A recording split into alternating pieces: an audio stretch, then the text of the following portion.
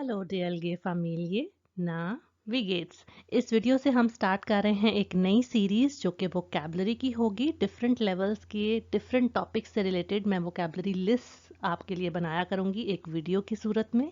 जो loss gets vocabulary series किसके लिए इम्पॉर्टेंट है? आपके लिए, अगर आप रिवाइज करना चाहते हैं अपनी वोकैबलरी, अगर आप एग्ज़ाम देने वाले हैं और आप चेक करना चाहते हैं कि क्या आपके पास सफिशेंट वोकैबलरी ऑलरेडी है कि नहीं, और इससे आपको मदद मिलेगी अपने स्पीकिंग एग्ज़ाम में, क्योंकि इससे आपको वर्ड्स की प्रोनाउंसिएशन का पता चलेगा। अगर आप वर्ड्स को गलत प्रोनाउंस करते हैं तो वो अच्छा इंप्रेशन नहीं देता। और ये भी है कि आपको लिसनिंग में भी मदद हो सकती है। कैसे? जितने ज़्यादा आप वर्ड्स को एक्यूरेटली प्रोनाउंस करेंगे तो आपको एक्सेंट समझ आएगा जो भी स्पीकर्स बातें करते हैं ह्योहन पार्ट में। सबसे पहले हम ट्रैवलिंग से रिलेटेड जो नाउन्स आपको चाहिए उनको देख लेते हैं, और मैंने इनको इनके आर्टिकल्स के मुताबिक स्प्लिट किया है। वन बाय वन आपको डेया डी दस के अलग से एक एक स्लाइड पे वर्ड्स मिलते जाएंगे। तो पहला वर्ड है हमारे पास डेया ठाग, दिन। डेया फैंजिया, द टीवी। डेया बालकोन, बालकनी, बिल्कुल इंग्लिश जैसा है, थोड़ा सा डिफरेंट है। डेया पर्सोनाल आउसवाइस, कहते हैं आईडी कार्ड को। Der Reisepass, passport. फेमिनिन के हैं die Nacht, रात। die Woche, हफ्ता, पूरा हफ्ता यानी। die Stadt, शहर। die Fahrkarte, टिकट, जिस टिकट से आप ट्रैवल करते हैं। die Speisekarte, मेन्यू, जब आप होटल में खाना खाने जाते हैं तो आपको मेन्यू मिलता है, उसको कहते हैं स्पाइजेकार्टे। यहाँ पर आपने नोट किया कि कार्टे जो लफ्ज़ है, जो कि कार्ड होता है जर्मन लैंग्वेज में, वो फेमिनिन होता है, इसलिए इन दोनों के साथ डी आया है। न्यूटर नाउन्स हैं दस या साल, दस आइंसलसिमा, सिंगल रूम, और डबल रूम को क्या कहते हैं जर्मन लैंग्वेज में, ये आपने मुझे कमेंट सेक्शन में बताना है। दस गेल्ड, पैसे। दस होटल, होटल। दस रेस्टोरेंट, ये भी आपको पता ही है कि इसका मतलब क्या है, right? Der Bus, der Zug, train. der Urlaub, छुट्टियाँ। der Ausflug, outing, picnic. der Automat, automatic machine. अगर इसके साथ आप लगाएंगे गेल्ट ऑटोमाट तो कैश मशीन हो जाएगी। अगर आप लगाएंगे फारकार्टन ऑटोमाट तो वो मशीन जिससे हम टिकट्स ले सकते हैं। टी बान, बान भी ट्रेन को कहते हैं। अब आप सोचेंगे कि सूग और बान में क्या डिफरेंस है? कोई डिफरेंस नहीं है, सिर्फ ये फ़र्क है कि इसका जेंडर मस्कुलिन है और इसका फेमिनिन है।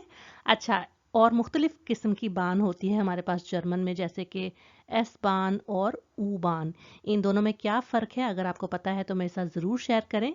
उसके बाद है D information, information. D übernachtung, रात का स्टे। डी रिसेप्शन, वही रिसेप्शन।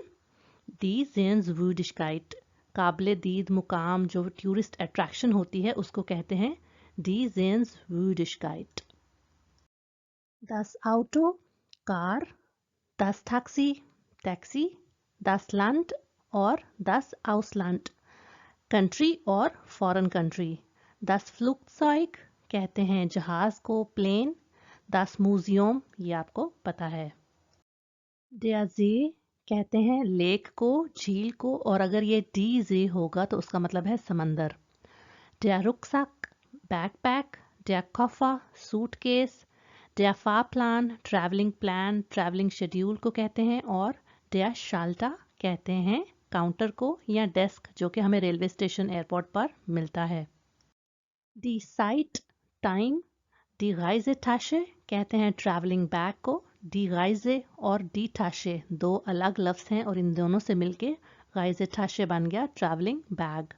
डी अपफार्ट, डिपार्चर। डी अनकुंफ्ट, अराइवल। डी आउसकुंफ्ट, कहते हैं इंफॉर्मेशन को। ये तीनों लफ्ज़ बहुत मिलते जुलते हैं, लेकिन इनका फ़र्क आपको आना चाहिए। और ये सारे लफ्ज़ बोलकर तो मुझे ऐसे ही इमेजिनेशन आ रही है जैसे मैं एयरपोर्ट पर मौजूद हूँ।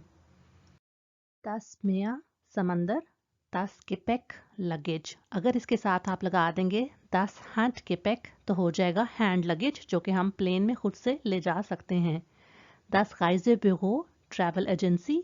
das Visum, visa. और das Reiseziel, ट्रैवल डेस्टिनेशन, आपने नोट किया इसमें भी वर्ड गाइजे आया है और ये अलग से वर्ड है, सील कहते हैं डेस्टिनेशन को। तो यहाँ पर हमारे नाउन्स की लिस्ट कंप्लीट हो गई है। अब हम वर्ब्स देख लेते हैं।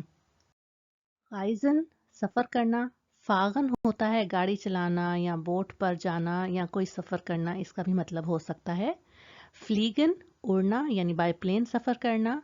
अब फागन टू डिपार्ट चले जाना। अनकॉमन टू अराइव आ जाना। और आपने नोट किया अब फार्ट जो पिछली स्लाइड में हमने देखा था नाउन, अब फार्ट और अनकुंफ्ट से ही ये वर्ब्स आए हैं। बेजुखन होता है विजिट करना।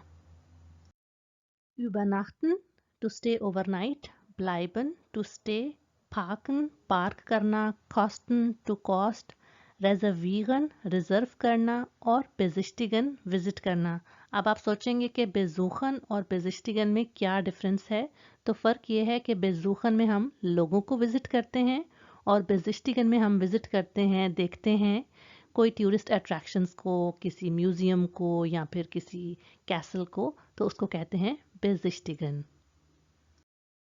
बेज़ाहlen टू पे, abholen टू पिकअप, किसी को पिकअप करना एयरपोर्ट से या किसी घर से, उसको कहते हैं abholen।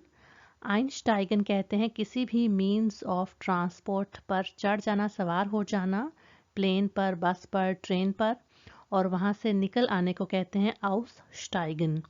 और अगर आपने एक बस से दूसरी बस चेंज करनी है, ट्रेन से दूसरी ट्रेन चेंज करनी है, या फिर जैसे कि हम लॉन्ग फ्लाइट्स में एक फ़्लाइट से दूसरी फ़्लाइट चेंज करते हैं, तो उसको कहते हैं umsteigen।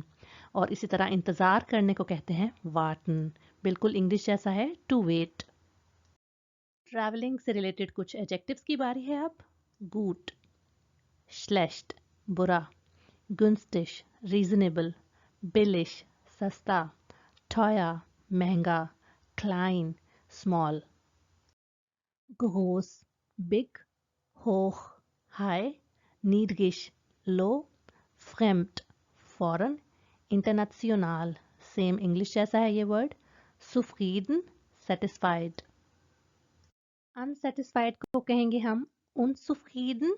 उन लगाने से हम कुछ जर्मन एडजेक्टिव्स को उनके नेगेटिव वर्ड्स में चेंज करते हैं।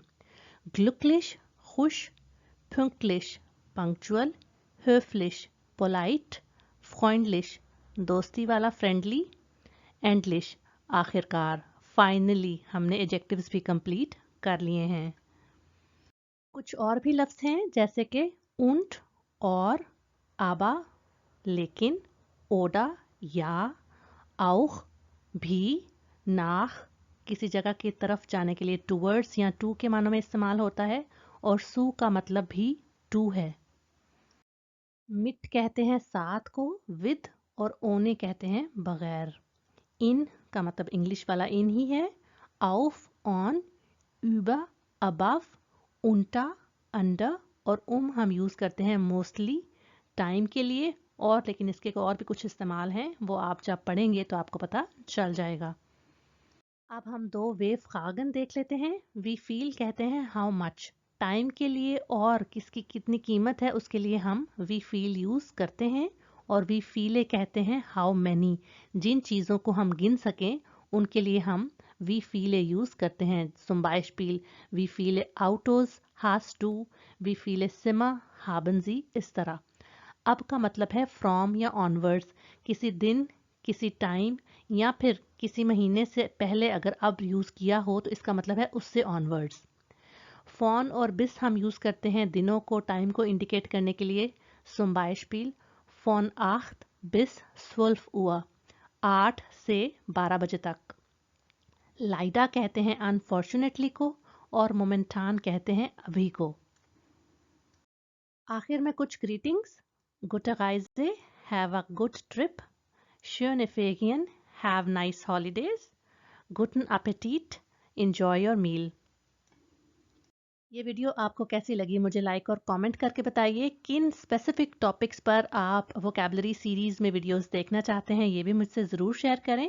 आपके फीडबैक का मैं हमेशा इंतज़ार करती हूँ। ये चैनल और वीडियोस अगर आपकी लैंग्वेज लर्निंग प्रोसेस में हेल्प कर रहे हैं तो अपने फ्रेंड्स के साथ इसको ज़रूर शेयर करें। मैं मिलती हूँ आपको नेक्स्ट वीडियो में। बिस dann!